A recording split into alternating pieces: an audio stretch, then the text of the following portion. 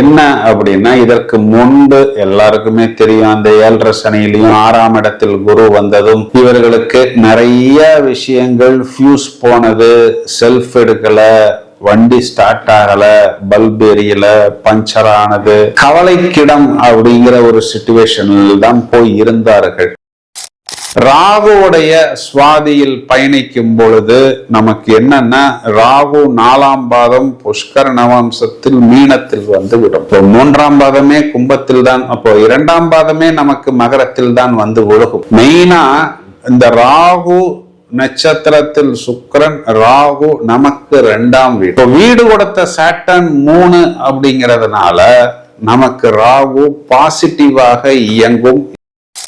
நாம் இழந்த செல்வாக்கையும் சொல்வாக்கையும் திரும்ப பெறுவது, முத்திரை பதிப்பது, ஒரு இளமை மாறாத தோற்றத்தை பெற்றுக்கொள்வது, சபையில் மரியாதை, சபையில் அங்கீகாரம், பலரது பார்வை நம் மீது படுவது, ஒரு நல்ல உயரத்துக்கு பயணிப்பது, இப்பொழுது நாம் போடக்கூடிய முயற்சிகள் எல்லாம் தொலைநோக்கு பார்வை. இந்த ஆகஸ்ட் மாதத்தின் பெரும் பகுதி நாங்கள் மலேசியா நாட்டில் நிறைய நண்பர்களை காண்பதற்காக வந்திருக்கிறோம். ஒருவேளை உங்களுக்கு ஏதாவது ஜோதிட தேவைகள் இருந்தால் எங்களுக்கு வாட்ஸ்அப் செய்யுங்கள். எல்லோரும் வெற்றி பெற வேண்டும் என்ற வாழ்த்துக்களுடன் நிகழ்ச்சியை தொடங்குவோம். நாம் அனைவரும் ஆவலுடன் எதிர்பார்த்து காத்திருக்கக்கூடிய அமர்க்களமான ஆவணி மாதம் ஆகஸ்ட் 18 முதல் செப்டம்பர் மாதம் 17 வரை என்ன சொல்கிறது ஒவ்வொரு ராசிக்கும் என்பதை முதலில் விவரமாக காண்போம்.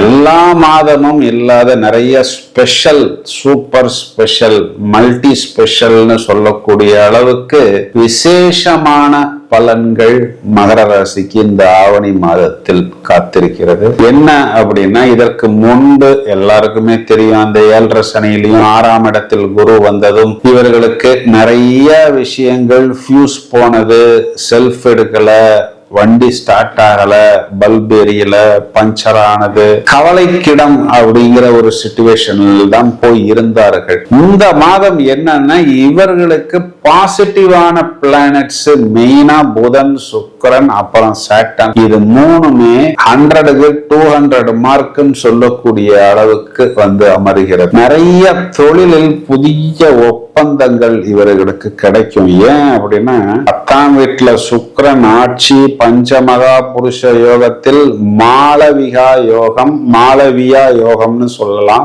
அமலா யோகம். சார் என்ன சார் நடிகைகளுடைய பெயரெல்லாம் சொல்றீங்களே அப்படின்னா, இந்த யோகங்களுடைய பெயரைத்தான் நடிகைகளுக்கு வைத்திருக்கிறார்கள். நடிகைகளுடைய பெயரை கொண்டு வந்து யாரும் ஜோதிடத்தில் யோகத்துக்கு வைத்துக் கொள்ளவில்லை. இது ஒரு பெரிய பிளஸ் பாயிண்ட். இது தொழில் ரீதியாக இதுல வந்து என்னன்னா, திடீர் வாய்ப்புகள். சும்மா ஒரு நபரை பார்த்தேன், ஒரு டேர்னிங் பாயிண்ட், ஒரு உச்சத்துக்கு போனேன், அதுக்கப்புறம் நின்று பேசுவதற்கு டைம் இல்லை. தொழிலில் நிறைய வாய்ப்பு, பதவிகள், பொறுப்புகள் இதெல்லாம் அதிகரிக்கும். இதுல என்னன்னா, ஹெல்த், வெல்த். ஏன்னா 9ஆம் இடத்தில் புதன் ஆட்சி, உச்சம், மூலத்திரிகோணம், அதுவும் நமக்கு சுப கிரகம், நமக்கு பாக்கியத்துல 10 ஜீவனத்துல. அந்த 10ஆம் இடத்தில் ஜீவனத்தில் சுக்கிரன் ராகுவுடைய சுவாதியில் பயணிக்கும் பொழுது நமக்கு என்னன்னா, ராகு 4ஆம் பாதம் புஷ்கர நவம்சத்தில் மீனத்தில் வந்து விடும். 3ஆம் பாதமே கும்பத்தில் தான், அப்போ 2ஆம் பாதமே நமக்கு மகரத்தில் தான் வந்து விழுகும். மெயினா இந்த ராகு நட்சத்திரத்தில் சுக்கிரன், ராகு நமக்கு 2ஆம் வீடு. வீடு கொடுத்த சாட்டர்ன் 3 அப்படிங்கிறதுனால நமக்கு ராகு பாசிட்டிவாக இயங்கும். இது இந்த பக்கத்தில் வெற்றி ஸ்தானத்தில் சாட்டர்ன் நமக்கு 3ஆம் இடத்தில், உபஜயஸ்தானத்தில் அசுப கிரகங்கள் முதல் தரமான ராஜயோகத்தை கொடுக்கும். 3 உபஜயம் அடிபடுது, அதாவது 3 உபஜயம் அடைபடுகிறது. 3ஆம் வீட்டில் சனி, 6ஆம் வீட்டில் செவ்வாய், 10ஆம் வீட்டில் சுக்கிரன். இதெல்லாமே நமக்கு ஒரு பெரிய பிளஸ் பாயிண்ட். 6ஆம் வீட்டில் செவ்வாயும் மூன்றாம் வீட்டில் சனியும், மூன்றாம் வீட்டில் இருக்கக்கூடிய சனிக்கு குருவின் பார்வையும் நமக்கு முதல் தரமான ராஜயோகத்தை, பெயர், புகழ், அந்தஸ்தை, வாய்ப்புகளை, நாம் கதவுகளை தட்டக்கூடிய இடங்களில் கதவுகள் நமக்கு திறப்பதாகவும், நம்மளுடைய வித்தைகளை, நம்மளுடைய ஹார்ட் ஒர்க்கை நாம் வெளிப்படுத்துவதற்கு ஒரு நல்ல சந்தர்ப்பமும், அதற்குண்டான ஒரு சம்பாத்தியமும், ஒரு வெகுமானமும், ஒரு பரிசும், பாராட்டும், அதன் மூலம் ஒரு பதவி உயர்வும், ஒரு அங்கீகாரமும், ஒரு அக்னாலஜ்மெண்ட்டும் நமக்கு கிடைக்கும். இதெல்லாம் இந்த பக்கத்துல. சென்ட்ரல்ல பார்த்தோம்னா 7ஆம் இடத்தில் குரு, திரும்பவும் அதே குரு நம்மை நேர்முகமாக, அது உச்ச கிரகமாக, அது ஒரு சுப கிரகமாக நம்மளுடைய நட்சத்திரமான பூசத்தில் இப்பொழுது பயணித்துக் கொண்டு, அந்த பூசம் 2ஆம் பாதம் அவர் பயணிக்கக்கூடிய காலகட்டங்கள் நமக்கு விசேஷமான சுப பலன்களை புஷ்கர நவாம்சத்தில் அவர் கொடுத்துத்தான் ஆக வேண்டும். இது கட்டளை. பகை கிரகமாக இருந்தாலும் சுப கிரகம், நல்வழிப்படுத்தக்கூடிய கிரகம். இப்போ இது நாள் வரை நம்மளுடைய மைண்ட் கொஞ்சம் வேவரிங்கா இருந்தது, மூட் ஸ்விங்ஸா இருந்தது. இப்படி போகலாமா, அப்படி போகலாமா, இப்படி டிராவல் பண்ணலாமா, நெகட்டிவாக பயணிக்கலாமா என்று யோசிக்கக்கூடிய அளவுக்கு கூட இருந்தது. இப்பொழுது அந்த சுப தத்துவம் பூரணமாக நம் மீது வந்து விழுகிறது. ஒரு பெரிய பிளஸ் பாயிண்ட். இது நமக்கு மட்டும் இல்லாமல் நம்மளுடைய லைஃப் பார்ட்னர் மூலமாகவும் நமக்கு ஆதாயம், சந்தோஷம், சமாதானம் அப்படிங்கிற அமைப்பு ஏற்படும். கவனமா இருக்கணுங்கிற ஒரே ஆங்கிள் பார்த்தோம்னா, அஷ்டமாதிபதி சூரியன் அஷ்டமஸ்தானத்தில். இதுல பயப்படுறதுக்கு என்ன இருக்கு, பேனிக் ஆகிறதுக்கு என்ன இருக்கு? அந்த சிம்மமனையில் நமக்கு பஞ்சமாதிபதி, ஜீவனாதிபதி பூர நட்சத்திரம் முழுவதுமாக இருக்கிறது. பூர நட்சத்திரத்தில் சூரியன் பயணிக்கக்கூடிய காலகட்டங்களில் மெயினா பார்த்தோம்னா பூரம் 1ஆம் பாதத்தில் பயணிக்கும் பொழுது மட்டும்தான் கவனமா இருக்கணும். அது ஒரு 3 நாள் 4 நாள் வரும். ஏன் அப்படின்னா, அப்போ நவாம்சத்தில் அவர் அதே சிம்ம மனையில் இருப்பார். பூரம் 2ஆம் பாதம் வரும் பொழுதே அவர் கன்னிக்கு வந்துடுவார். பூரம் 3ஆம் பாதம் புஷ்கர நவாம்சம் அப்படின்னா அவர் நம்மளுடைய துலா மண்டலத்துக்கு வந்து விடுவார். சோ அந்த பூரம் 1ஆம் பாதம் அந்த 3 நாட்கள் மட்டும் அந்த அஷ்டமாதிபதிக்கு நாம் கொஞ்சம் யோசித்தால், கொஞ்சம் எச்சரிக்கையாக இருந்தால் போரும். என்ன அந்த கவர்மெண்ட் டாக்ஸ் கட்டுறது, பில்லு கட்டுறது, ஹெல்மெட் இல்லாமல் வாகனம் ஓட்டுவது, பொதுவாகவே நீங்கள் உங்களை பத்திரமாகவும் எச்சரிக்கையாகவும் அரசாங்கம் காட்டக்கூடிய அந்த ரூல்ஸை ஃபாலோ பண்ணும் விதத்தில் நீங்கள் இருந்தால் அங்க கூட நமக்கு பிரச்சனை வராது. எந்த ஒரு அரசாங்க அதிகாரியும் நாம் தவறு செய்தால் மட்டும்தான் நம்மை நோக்கி அவர்கள் பார்ப்பார்கள். அதுவும் நம்மை திருத்துவதுதான் அவர்களுடைய மையமான வேலை. சோ கவனமாக அந்த ஒரு விஷயத்தை மட்டும் பார்த்து கொண்டால் போரும். ராசிக்கு செவ்வாயோடைய 8வது பார்வை நம்மை கோபப்பட வைக்காது, நம்மை வீரியப்பட வைக்காது, நம்மை டென்ஷன் ஆக்காது. என்ன ராசியை தான் குரு பார்த்து கொண்டிருக்கிறாரே, எல்லா தோஷங்களையும் அவருடைய பார்வை நிவர்த்தி செய்துவிடும். அவர் ராசியை மட்டும்தான் பார்க்கிறாரா அப்படின்னா, லாபத்தை பார்க்கிறார். நிகரற்ற லாபம், முயற்சியை பார்க்கிறார், வெற்றியை பார்க்கிறார், பெயர், புகழ், அந்தஸ்தை கொடுக்கிறார்.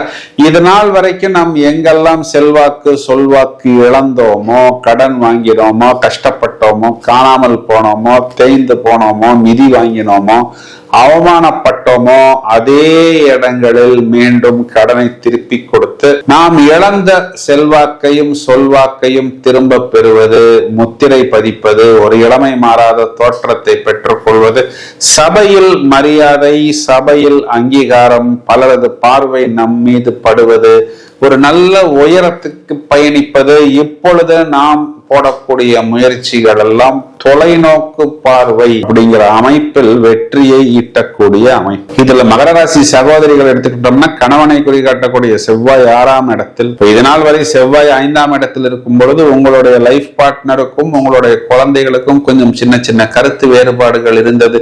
இனி வரக்கூடிய காலகட்டங்களில் அந்த கருத்து வேறுபாடு என்பது இருக்காது. மெயினா 7ஆம் இடத்தில் குரு உச்சம். அப்போ உங்களுடைய கணவன் கண்டிப்பாக எழுந்து வந்து ஒரு நல்ல பொசிஷனுக்கு தயாராகி விடுவார். வயதில் மூத்த நபர்கள் நம்ம எடுத்துக்கிட்டோம் அப்படின்னா, அரசாங்கம் சம்பந்தப்பட்ட ஆவணங்கள், டாக்குமெண்டை நீங்கள் கொஞ்சம் பத்திரப்படுத்தி வைத்துக் கொள்வது உங்களுக்கு ஒரு லாங் டேர்மில் பெனிஃபிட் கொடுக்கும். உங்களுடைய குழந்தைகள் சம்பந்தப்பட்ட விஷயத்தில் உங்களுக்கு ஒரு நல்ல சமாதானமும் சந்தோஷமும் கண்டிப்பாக ஏற்படும். இந்த சூரியன் கேது சேர்க்கை என்பதற்கு திங்கட்கிழமைகளில் மகா கணபதி வழிபாடு, தொடர்ச்சியாக பிரதோஷம் வரக்கூடிய நாட்களில், ஞாயிற்றுக்கிழமைகளில் வாய்ப்பு கிடைத்தால் சூரியனின் நட்சத்திரம் வரக்கூடிய நாட்களில் சிவ வழிபாடு செய்வது உங்களுக்கு மேலும் மேலும் ஒரு நல்ல மேன்மையை ஏற்படுத்தி கொடுக்கும். நாம் இது நேரம் வரை பார்த்த பலன்களுக்கு உண்டான கிரக நிலைகளை எடுத்துக்கொண்டால், வருடாந்திர கிரகங்களான சனி பகவான் வக்ரம், ராகு கேது அச்சுக்களில் எந்த விதமான மாற்றமும் இல்லை.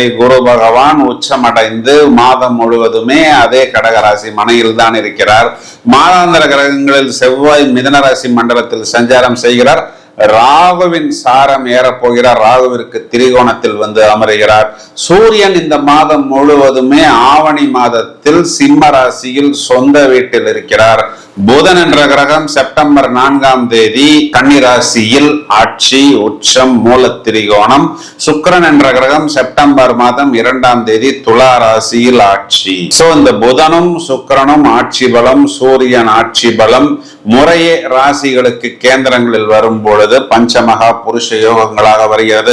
இதையும் தவிர கன்னி ராசியில் இருக்கக்கூடிய புதனை செவ்வாய் 4வது பார்வையாகவும் சனி பகவான் 7ஆம் பார்வையாகவும் பார்க்க இருக்கிறார். தனுர் ராசியை செவ்வாய் 7ஆம் பார்வையாக, சனி பகவான் 10ஆம் பார்வையாக பார்க்க இருக்கிறார். தனுர் ராசியை செவ்வாய் 7ஆம் பார்வையாக, சனி பகவான் 10ஆம் பார்வையாக பார்க்க இருக்கிறார். இதையும் தவிர செவ்வாய் என்ற கிரகம் 8வது பார்வை என்று சொல்லக்கூடிய விசேஷ பார்வையாக மகர மனையை செவ்வாய் எந்த வீட்டில் உச்சமடைகிறாரோ அந்த வீட்டையும் பார்க்க இருக்கிறார். சார், நீங்க சொன்ன எல்லா பலனும் நன்றாக இருக்கிறது, மேலும் 2 வார்த்தைகள் சொல்லுங்கள் என்று சொன்னால், சுக்கிரன் ஆட்சி. சுக்கிரன் ராகுவின் சாரம் ஏறப் போகிறார். ராகுவிற்கு திரிகோணத்தில் சுக்கிரன், சுக்கிரனுக்கு திரிகோணத்தில் ராகு. சுக்கிரன் வக்ரம் அடைய போகிறார். யாருக்கெல்லாம் காதல் கை கூட போகிறது, யாருக்கெல்லாம் காதலில் மேலும் மேலும் சிக்கல் கூட போகிறது என்பதை வழக்கம் போல் தனியாக பிரத்யேகமாக 12 பதிவுகளாக பட்டையை கிளப்புவதற்கு தயாராக இருக்கிறோம். மேலும் நிறைய காணொளிகள் தயாராகி கொண்டிருக்கிறது. மேலும் உங்களுக்கு ஏதாவது தேவைகள் இருந்தால் எங்களுக்கு வாட்ஸ்அப்பில் தொடர்பு கொள்ளவும். இந்த பதிவை உங்களது நண்பர்களுக்கு ஷேர் செய்யுங்கள். தொடர்ந்து இணைப்பில் இருங்கள். வாழ்த்துக்கள். Thank you friends.